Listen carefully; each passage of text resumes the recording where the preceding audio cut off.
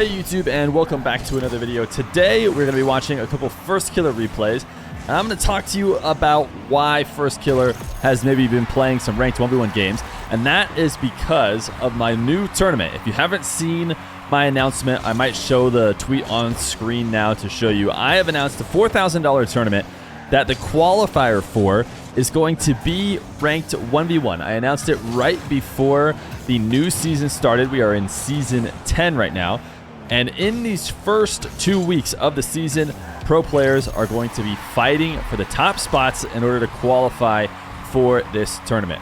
Now, the way it's going to work out is the top 3 players from both regions will get to immediately qualify to the tournament. The tournament will have 4 players in the main event.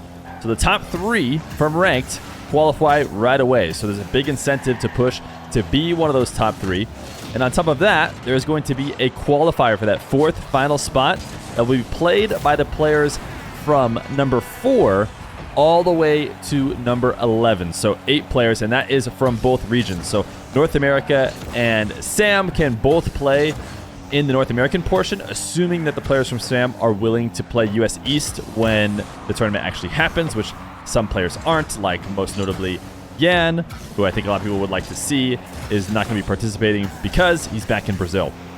But also the Middle East players can, of course, play on the European side of the tournament. They're very used to playing on EU servers, so that is no real change for them.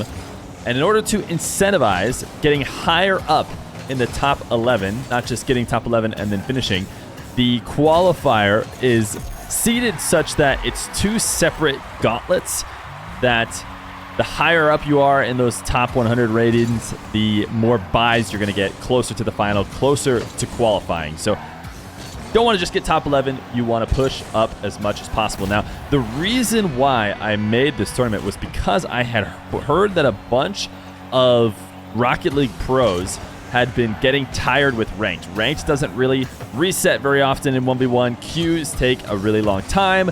Not all the best players were queuing it anymore, so getting highly rated sometimes doesn't even necessarily mean you're playing against the top players. You might be farming somebody lower in order to get there. So what I wanted to do was fix all that. I wanted to see what happens to the ranked ladder when everybody is playing it again. So I did my best to try and encourage players to do so. And so far, we are now 2 days in, and I got to admit, it looks like people are starting to queue. Firstkiller, AJ, apparently Jack, I saw them queuing all today. And I believe these games were actually played by Firstkiller earlier today. As you guys know, I talked about the script that I have that finds high-scoring replays. Well, it also is looking for 1v1 replays for me, and it's never showed more activity than it has in the past couple days. So it's exciting to see all these top players getting into it. If you follow my Twitter, then you'll be able to track my daily updates on where players are at, giving you an idea of who's grinding to try and push into the tournament before it happens. And of course, all the games that I cover in the tournament, which should be all the main event, as well as the qualifier, half the qualifier probably, I'll have someone help me out, will come up on the YouTube channel, so you guys can check them out when that happens. It'll all be on March 20th, 21st, and 22nd. So these players have a bit of time. This video probably releasing on the 12th, if I had to guess. So it'll be just about a full week worth of time of players grinding. Check out AJ's stream. I know he's been streaming while playing, so he might do that a bit more. Maybe Jack or Chronic, who I've also seen playing games and have talked about being interested in playing this tournament, might be uploading to YouTube. So hopefully I can make a little bit of a mark with this tournament.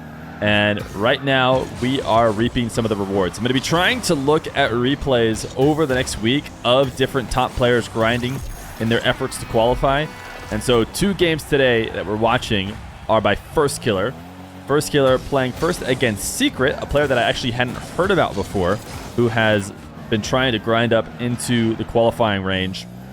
And then a game against Wavy, who had actually pushed all the way up to rank 1 in North America early in the season. And I think one of the other aspects, on top of having the pros play a bit more ranked and getting to see where they all shake out, as well as just, you know, having more games to watch, is we might get guys like Secret. I had never heard of Secret before, and I think he used to be called Tempo, but somebody was named Tempo already. In fact, we've watched replays of a player named Tempo. So he has switched to the name Secret. Apparently he's playing on new settings. and he is from North America. I think the other tempo might be from EU, but either way, we will hopefully get at least one or two brand new names, people we haven't seen in the one scene before, whether that's because they're RLCS players that have never really tried it out but decided to grad ranked for this, or maybe even just brand new players that haven't played on the stream, which would be really exciting to see what they can do. It gives anybody a chance to qualify, unlike maybe the normal events where I invite the top players to come and might pass over a guy like Secret if he hadn't shown that he's been highly rated before. But anybody can make it now. Right now, Firstkiller is currently making this game, up 9-5 with 1:23 left to go. Secret may be doing well and might be pushing high in ranked, but not high enough to stop one of the best to do it. I'll be confirming with players as time goes by that they are interested. Firstkiller is one of the players who has already confirmed that he is interested, and after going up 10-5, Secret had finally had enough. But we have one more game from Firstkiller. We're going to watch him play against Wavy, another player that right now is on track to being one of the players who gets to, at the very least, play in the qualifier. So let's go check out Firstkiller versus Wavy. Wavy is a player that plays for Charlotte Phoenix. Charlotte Phoenix, I think, a team that is trying to push into RLCS. What a quick double by First in order to go up right away. I think he went up immediately on a sidewall play the previous game as well. And Wavy grinded really hard towards the end of last season, and that was one of the reasons why he had a high rank. I think he actually had a tough day today. I'm maybe going to try and give you guys updates depending on how often I'm uploading these videos as opposed to just show matches on the back and forth. But I think Wavy had a bit of a tough time queuing against guys like Firstkiller, AJ, Chronic, and apparently Jack, who I think were all playing today. And Wavy, who is highly rated, of course, is going to get instant queues with those guys, assuming that they're both queuing up at the same time. So while I still think Wavy might have a good chance going forward, it's going to be tough while the top players try and fight for those first three spots. And I'm imagining we're going to see a bit more of that struggle here today against Firstkiller. I'll be watching it all from Firstkiller's perspective, I think, because people are interested in seeing what they have from him. Nice delayed flick as Firstkiller shadows at a really high speed on his way into the net, which is going to make it hard to slow down any sort of shot. He's going to have to slow down his own momentum as well. Wavy taking this kickoff back into his corner, gets the demo in order to set up some offense. The respawn for Firstkiller is prime, though. I think he couldn't have asked for a better spot. He's able to immediately challenge Wavy. He's going to backflip off of an aerial that he thought about there for a second. And now the tight angle is saved by Wavy. Might jump over to a bit of Wavy's perspective now that we're done talking about the tournament. Firstkiller, 0 boost clear. He's going to back off. He just wants to let Wavy regain while he gains 100 boost. Feels confident in his defending against Wavy, who did a nice delayed dribble. Never really felt like he had this opportunity to get a hook shot. Ultimately tried to just 50 on the goal line. Doesn't work out. Wavy not going to take the full field dribble from his back wall like we see lots of top players doing nowadays. The game has started to become so flow-based, and I've mentioned this a few different times. Nice bump. Wavy should be able to tie the game here, and he does. I've been talking about this. All the top ones players, they have everything available. I feel like there was a time in which everybody wanted to play on the ground. They'd force the ball to the ground, you know, a good long time ago, and then the meta of playing in the air advanced a lot to the point where like almost all the top players seemed like they were playing in the air. And now I would say if you want to be a top ones player within the top 5, you have to be what I would kind of describe as a flow player. Wow, what a second. Let's watch this again from Firstkiller's perspective. This was a crazy dribble because he slotted it in top right. Smooth catch. Wow, it doesn't get better than that. But what I mean by that is you play what the situation gives you. And I think I mentioned this in the Toxic Atto series recently, but if a wall to air dribble is going to be the easiest thing to take from a certain position, that's what you should take. If you're already on the ground, it might be hard to force something up into the air, and you should play it on the ground. And I think that's what a lot of top players do. They just take what the game is giving them because they have the full range.